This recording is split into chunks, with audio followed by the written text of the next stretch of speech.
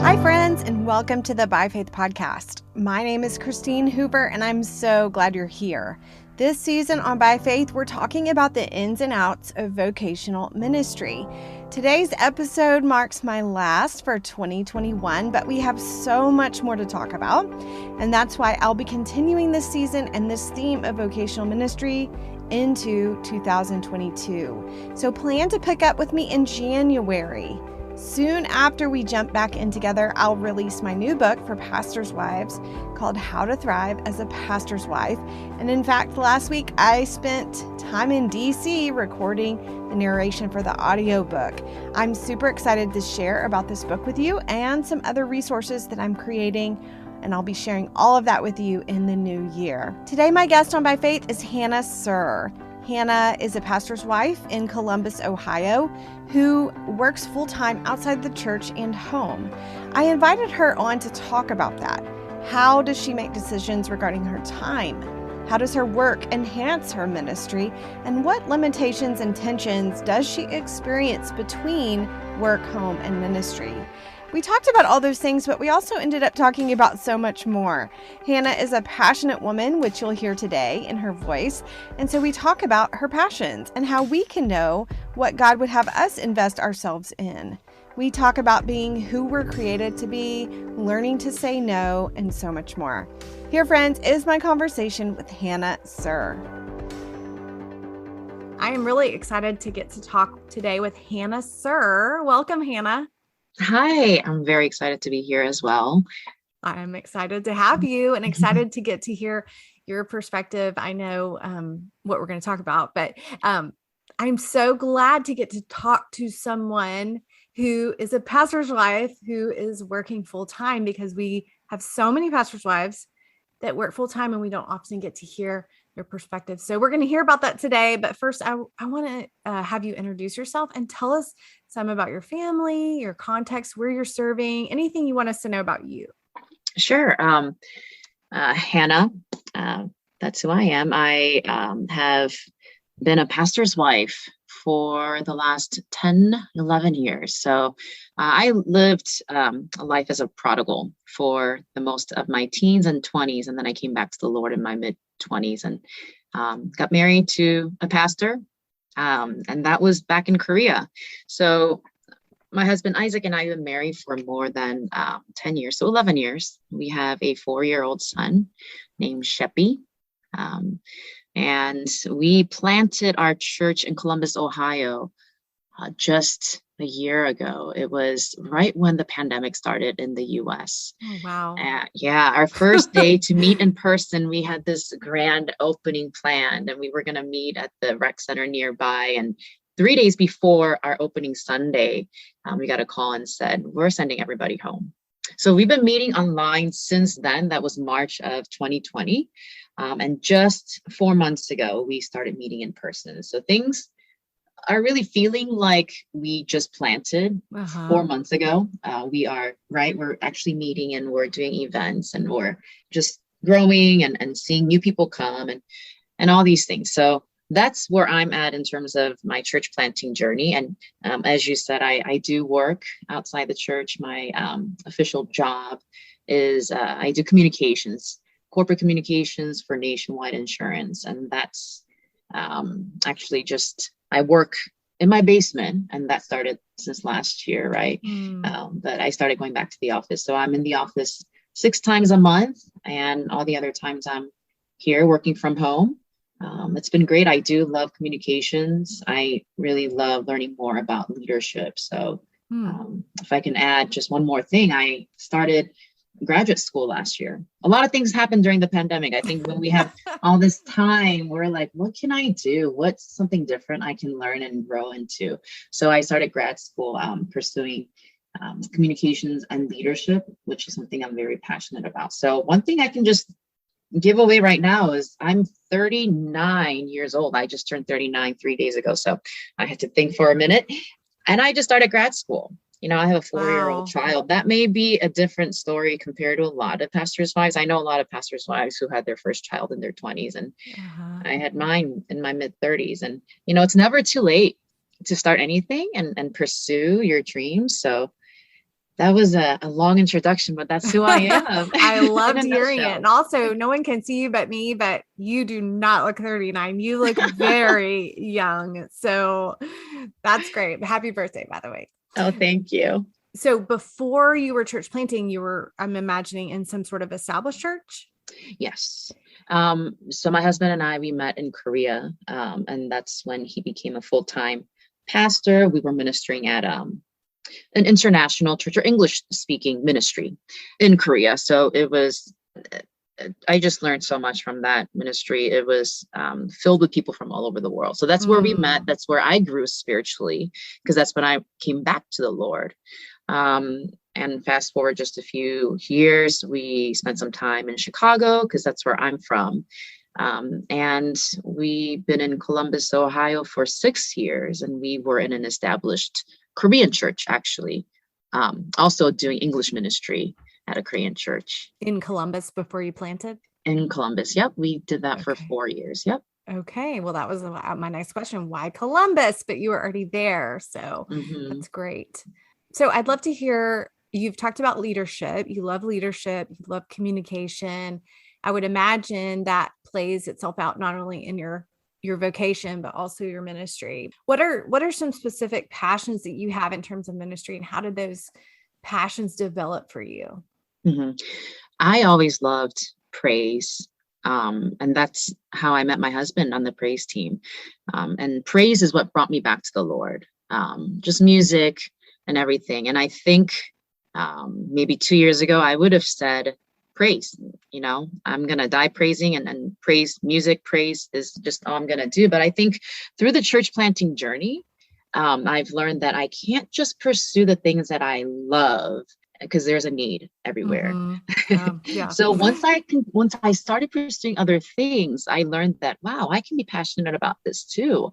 It's not just me, my personal likes and dislikes that lead me to pursuing a passion, but it's what the Holy Spirit, it's what God leads me to. He said, hey, there's a need in women's ministry. There's a need in one-to-one mentorship ministry. And once I start just following his leading, I can grow passionate about anything. So I would still say I love praise. It's the way that I connect with God, and I love taking people into his presence. That's what I love. But I have found a newfound passion in empowering women, mentoring younger women. And I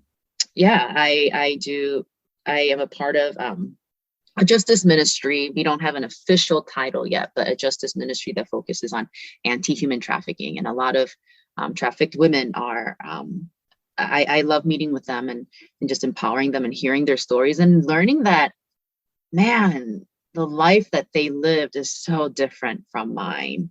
And I do care for women in prison and abused. So yeah, that's I guess the dormant passion, because I had been involved in anti-human trafficking ministry back in Korea.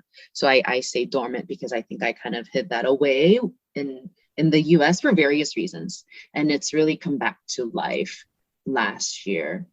So God's been reigniting that heart, that part of my heart, to really care deeply about women, the neglected, the abused. So yeah, these are my passions.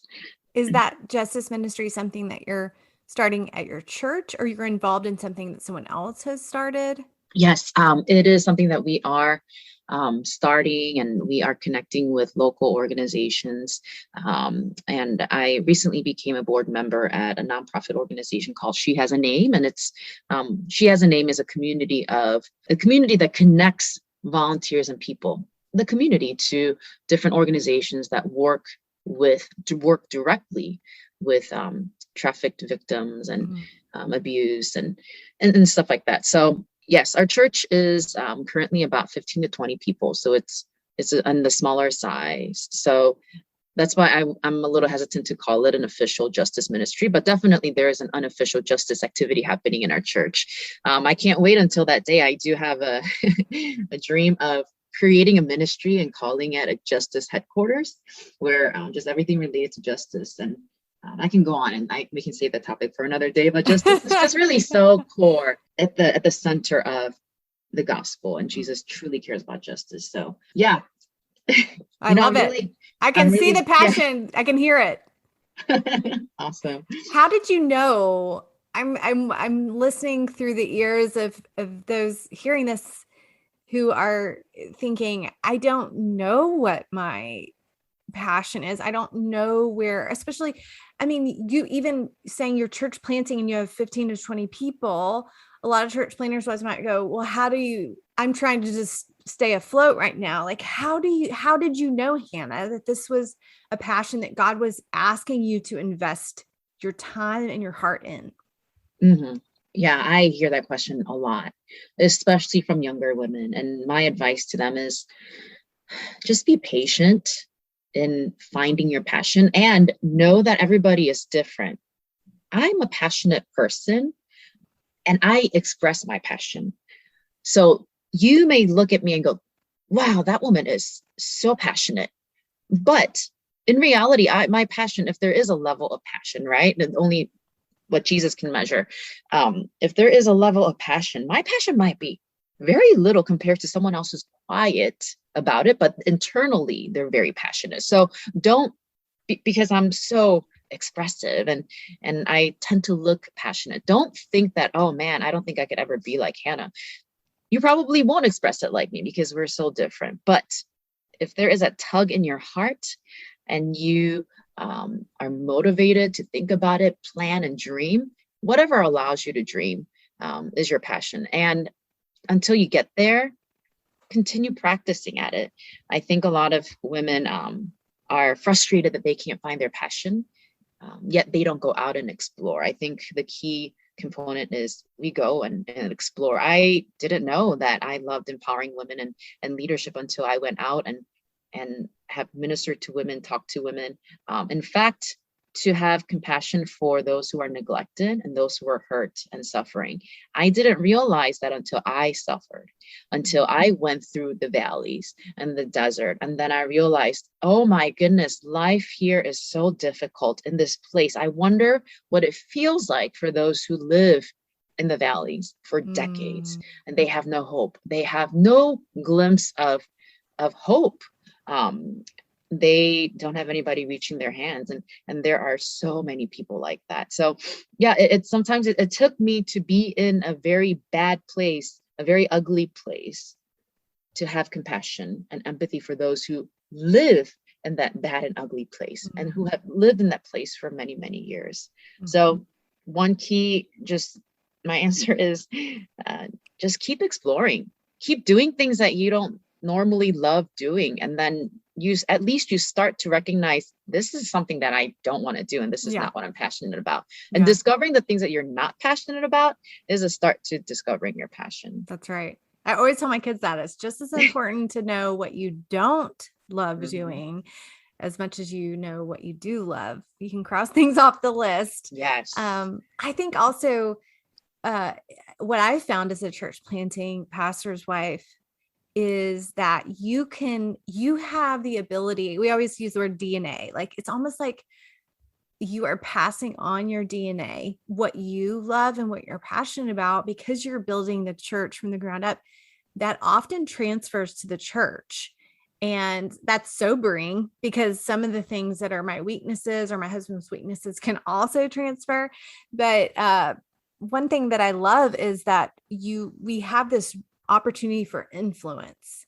And I would love to hear how you see your role in church planting in church planting, and how it's giving you the opportunity to kind of encourage and empower women, not just to pursue justice because that's your passion, but their own passions. Yeah. So I work, as I introduced, I work outside the church, and I find that a lot of the women in our ministry also work. They care about their career a lot, and they care about their career development. So they're not going to stay in that place. They're going to continue to grow. And I think maybe it's just who I am, and I draw people who are also career driven, right? because Uh-huh. people tend to look up to their leaders and church leaders. So I I have a lot of energy, and I think I do try my best to influence others by just letting them know, and encouraging them that life is not over after you have kids. Life is not over after you turn 40. I have one more year in my 30s and then I'll enter my 40s, but that is my goal, to show them that you become stronger and you become, your wisdom grows, and Hmm. how wasteful is it, to not use that wisdom that we've continued, to develop and grow into our 40s and 50s. I cannot wait until I'm 50. I really can't. And from when I'm 50, I'll say I'm 60 and 70, because the wisdom that I gain Uh-huh. from meeting people and just everything that I do in ministry is awesome. So that is one way that I try to influence and develop younger women, because I've heard so many women say, "Oh man, I'm 30 now. What am I going to do with my life? My life is over." But and maybe that's just the environment that I've been a part of. It could be an Asian thing, but yeah, I try to influence them and show them, no, life gets better the um, more gray hair you have, the more wisdom that you receive from the Lord. Life gets better. So don't stop using it. Um, Continue to grow and continue to minister to others. Mhm. Well, let's talk about you working, because I just really want to encourage and help women who are working, and they serve as a pastor's wife, and a lot have children. Some may not, but I work. I understand that perspective, but I also have flexibility in my schedule. It sounds like you might have a little bit right now too, working at home. But I would love to hear from you. Do you feel tension in that? Do you feel any tension between the pool of ministry and the needs there and your work, which you seem to really enjoy? And so you want to be engaged with your, not just your mind, but your heart is there as well. So do you feel any tension in that? And if so, what are they? Sure.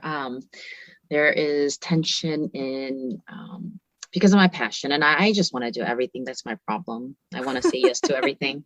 That's my problem too. Because every opportunity is an opportunity for me to grow into something or learn something new. And I Mm. guess the tension is, of course, with family.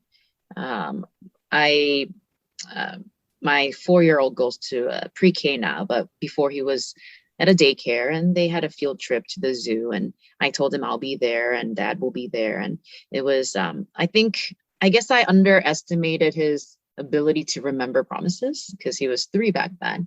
And I told him I'll be there, and I was running late. I had a meeting, and I actually ended up not showing up. And of course, I didn't know much about it, but he's a type, he doesn't express right away, but then a week later, just randomly, he goes, "Mommy, why didn't you come to the zoo?"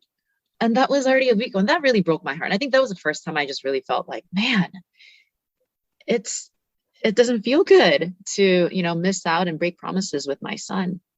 So I think the family tension is there. And I know that it has to be teamwork. I can't just, set my priorities and make things right, but it's the sacrifice that I make and my husband makes, and sometimes my son makes, and we have to be in agreement to make those sacrifices, and understand why we're making those sacrifices. So um, family tension, um, but also when we have busy seasons, right? And I think right now we're in a really, really busy season as we're trying to build momentum Yeah. and trying to hold events and get people to hear the gospel and come into our church building, or meeting at a middle school. So come Mhm. into the building where we meet, so we're very busy, but work is picking up as well before the end of the year.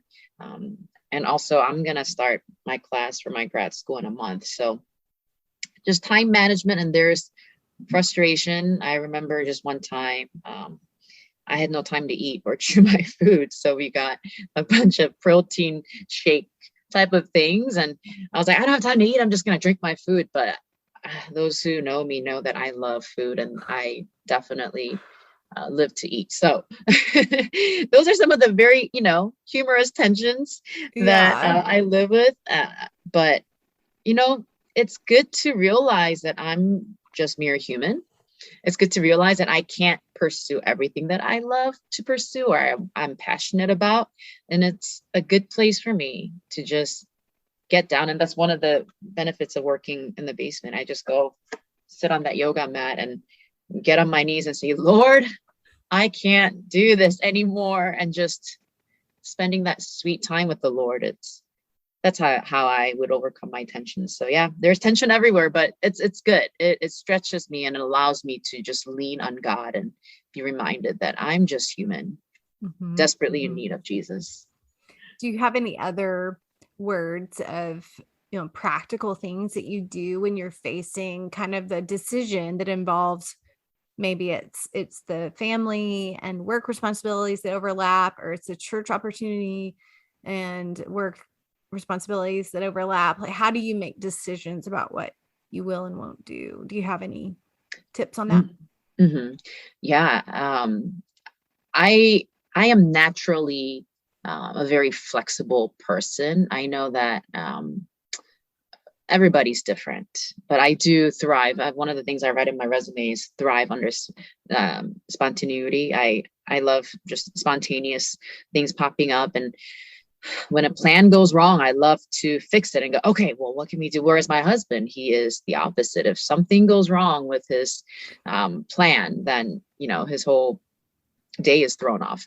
So having flexible mindset about your priorities is key for me. I have to know, okay, today, this week, this month, these are my priorities, and being able to communicate that to those who are impacted by my arrangement of my priorities. So when I know when I have to put a little bit more focus on work, I know when I have to put a little bit more focus on church, and that's the current season I'm in right now, then I have to be flexible enough to take some time off. And I'm glad to do that. I'm so thankful for my vacation days that I have accrued over since the pandemic was around and nobody was going anywhere. So yeah, being flexible to use those vacation days, and knowing that, we hear about work-life balance a lot, and we often think like, all right, well, I'm going to give 60% to family and 40% to work, and it's always going to be like this. Well, my advice, and it's for those who may receive it and have an aha moment with it, it's not for everybody, but my advice really is, it can't be 60-40. It can't be 50-50 all the time. We have to be flexible, and we have to be able to communicate what our priorities are to those around us.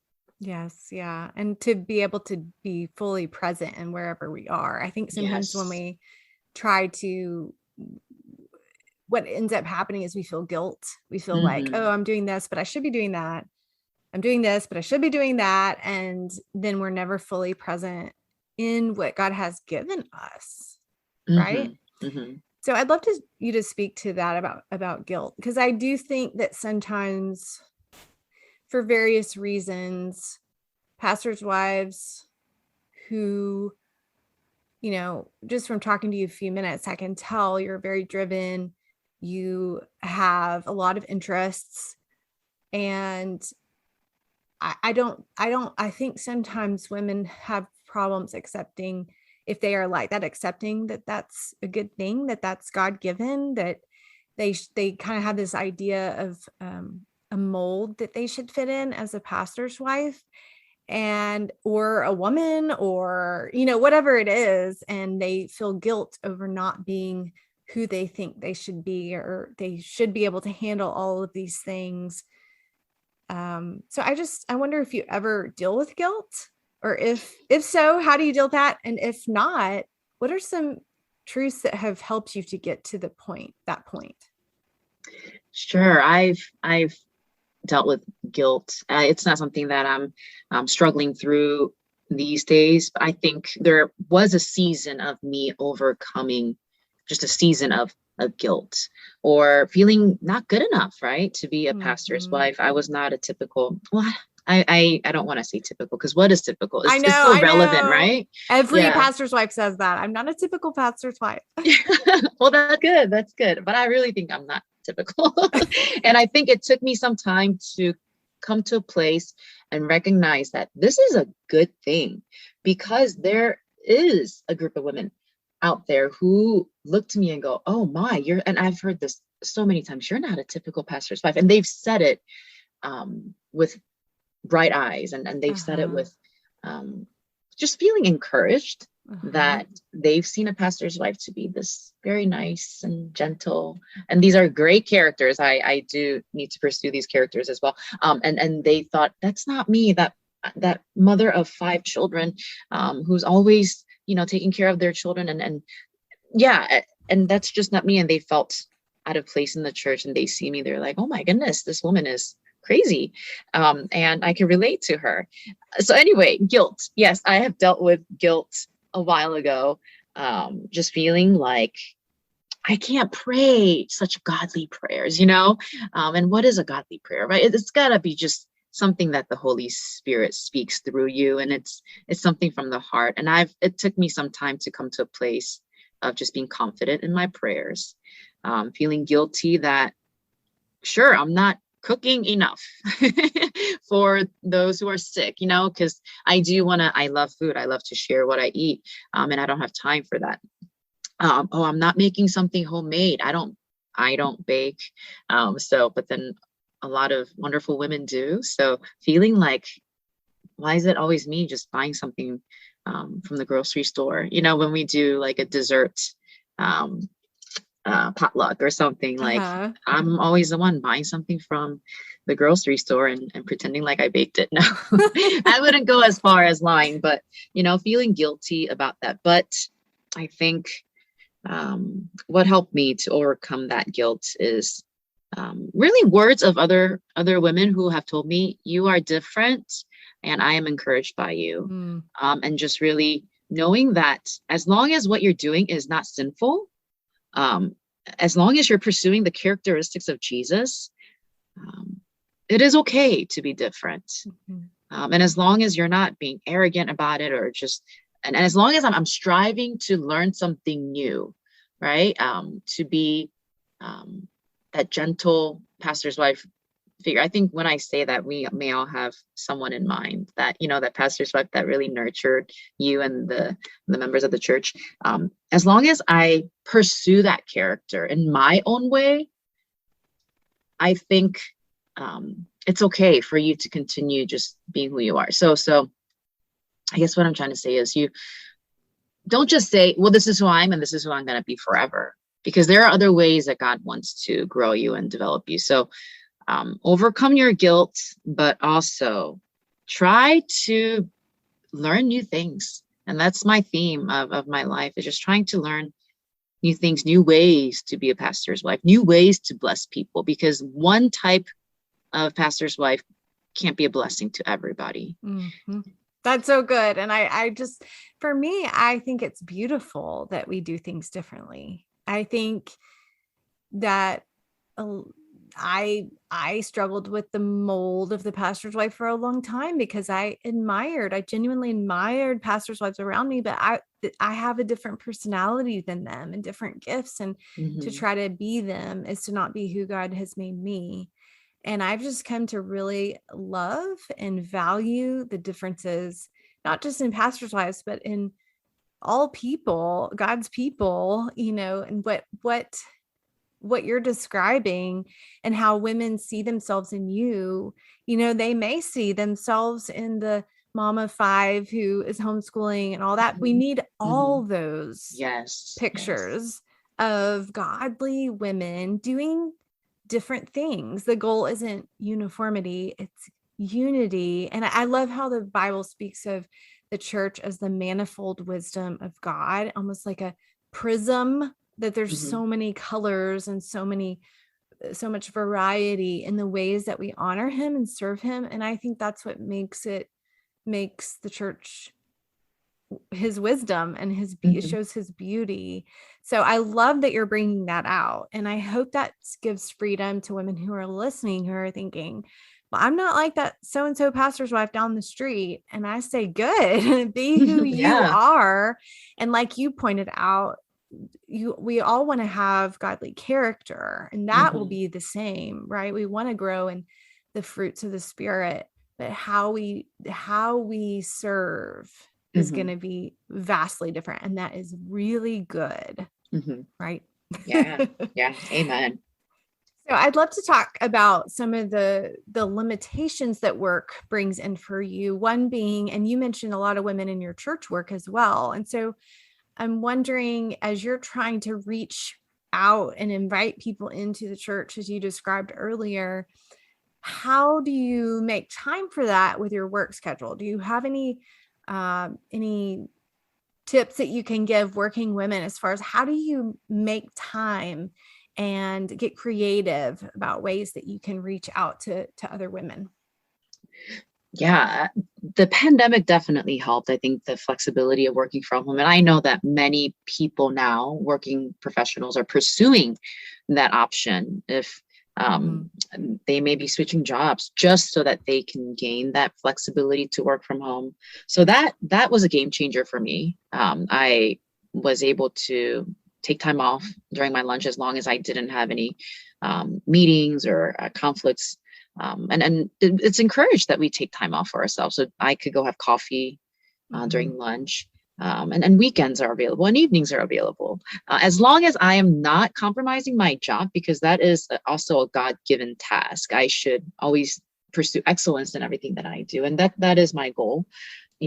I do have that flexibility. So that's really great. And I think, again, I have a lot of energy and I can really fill my day, and I'm okay. I just don't want women to feel like, well, I can't meet 3 people in one day outside of my job. Well, then don't. Be self-aware of your strength and then ask the Lord to give you more strength, right? To be able to go out and meet people. I'll say, like, sometimes I'll have a meeting at 9 p.m. And again, the virtual atmosphere really helped me. And that's a perfect time. That's when Sheppy's in bed and I can sit down, but physically I'm tired. I at 9 p.m., right? That's when I just want to wash up and go to sleep. But every time I do have that meeting at 9 p.m., I do walk away feeling encouraged. It's a discipleship meeting or a Bible study. I feel I've always felt much better and refreshed after these meetings, no matter what time I've had them. So I would say it's okay to push yourself, but know yourself. Don't push yourself so hard that you get burnt out. I think I've come to a place after some burnouts and some, seasons here and there. I know where I'm at. So I would say yes to these meetings and take advantage of these flexible lunch options that I have and meet people at 9 o'clock if I need to. But that's just what I do. And know that if you're doing something for the Lord and ask the Lord to provide you strength to do it, He will. He will. But don't be afraid to go through these seasons of where you're being stretched, because if you're not used to having meetings at 9 p.m., it's going to be hard for you for a little bit. But if that's the time that you are going to choose to meet some moms who are more comfortable meeting via Zoom during that time, just remember to ask for strength, but also know that there's going to be a couple of months where you're just being stretched, doing something new that you haven't done before. And if you try for half a year and you're like, nope, I cannot do it, then don't be afraid to just move on and maybe set up another time, 6 a.m. meetings. I wouldn't do that because I'm really not a morning person. But I've had people say like, hey, do you want to meet at like 6:30 a.m.? I'm like, no, I have to know when to say no. I can't just say yes to all around the clock. Yes. Oh, when I had small children, I did all my meetings really early in the morning like that. I don't know how I did it. Oh, wow. But so I'm imagining you're pretty good at saying no. Yeah. Are you? Okay, good. We need to learn from you. I remember reading a book and I took so much notes. It was the book Essentialism. And there was a whole chapter on how to say no, because I did not know how to say no. I've gotten a lot better at it, but you sound like you're good at saying no. So help us know when we know God is saying no. So I'm not talking about saying no to the things God has asked us to do.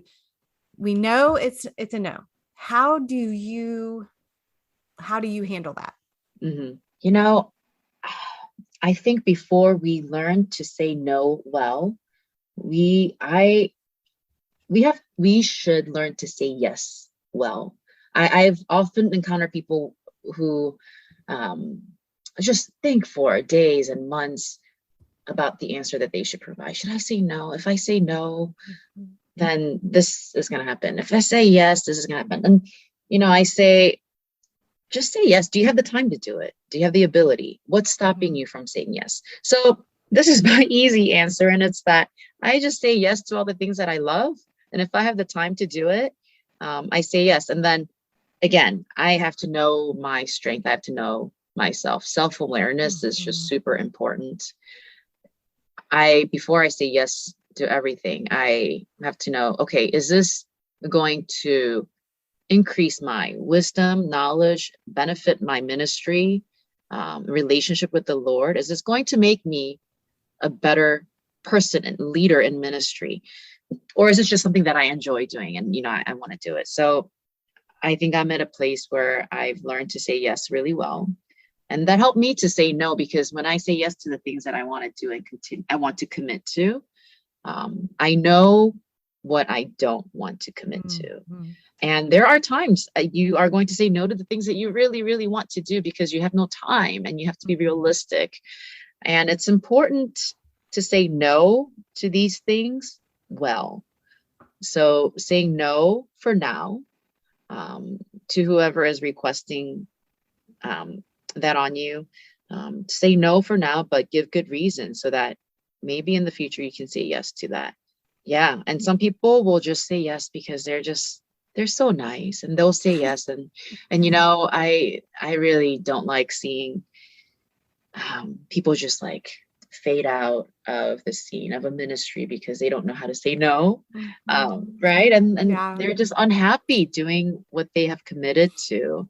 So yeah, it's important that we say no and give good reasons.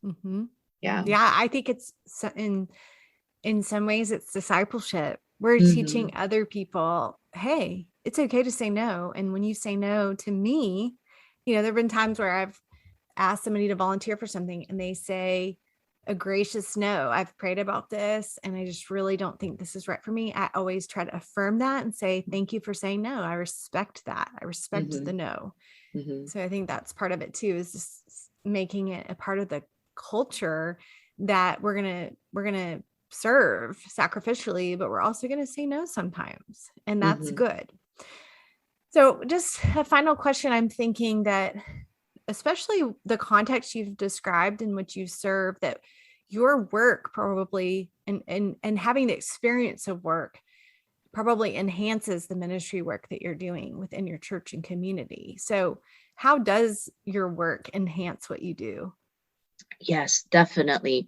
This is one of the bigger reasons why I continue to work, and I will continue to work as long as I can, until I have no capacity and I just have to fully devote to church, which is not a bad thing either, but is that I benefit so much learning from the corporate environment, hanging out, having lunches. Now that was hard last year when we were all working from home, and but just getting to know my colleagues and understanding the real problems, real life situations outside of the church, because these people working in the corporate world will come to church, but once you step your foot in the four walls of your church, you become a different person. You become a very church person. You become very polite and you hide things that you've been carrying the previous 6 days.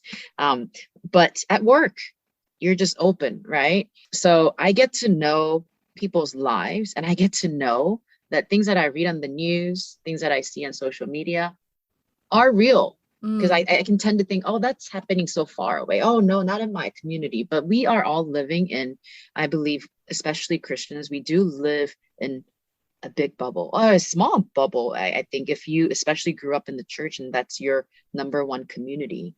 But I think in the corporate world, I learn about people's lives. And of course, at my company, it's going to be a big bubble too, because similar people are working at my company, and and we tend to think everybody is like this.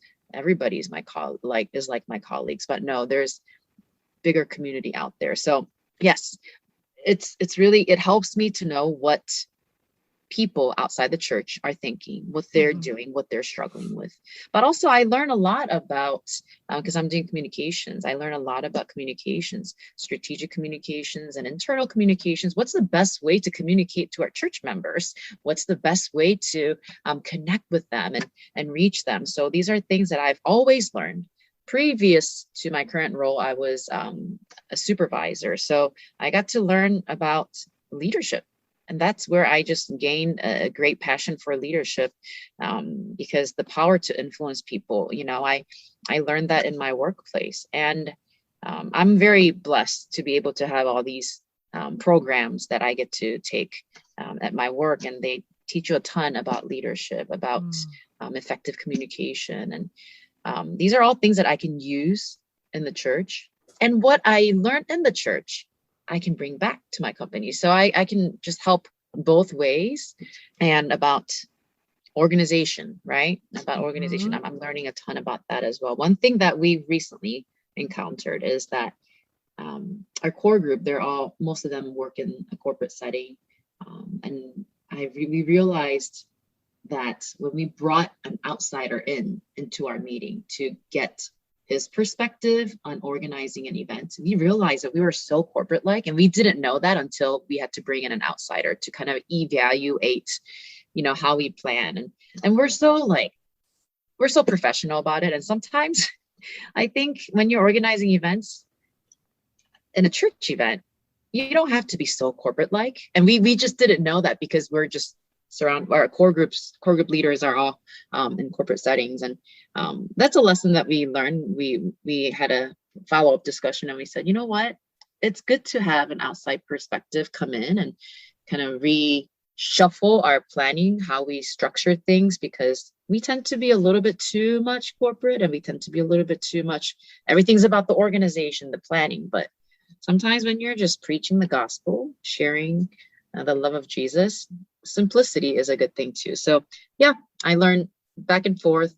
I take away what I learned from work to church to work, and then sometimes to the outside community outreach stuff that we're doing. I learn a ton from just nonprofit organizations and how they function. It's amazing. So much to learn. You love to learn. You've said that a lot. You like to learn new things. I love that. I love that about you. Well, thank you, Hannah, for joining me and giving us this insight. It's been really encouraging to talk to you and hear your story, and to know that we have a sister in Columbus, Ohio, who's doing the work that you're doing, both in your vocation and in the church context. So thanks for joining me. Sure. Thank you so much for having me. It was really great. Thanks so much for listening to By Faith this season. I've loved producing this content for you, and I've loved hearing from you, what you've learned, what helped you, and what you were encouraged by. Let me know what topics you still want me to cover when it comes to ministry. I'm making plans for guests and topics for 2022 and would love your input. Find me on Instagram at ChristineHoover98 and let me know your thoughts. Okay, friends, I'll see you again in January. And until then, have a Merry Christmas and keep walking forward by faith.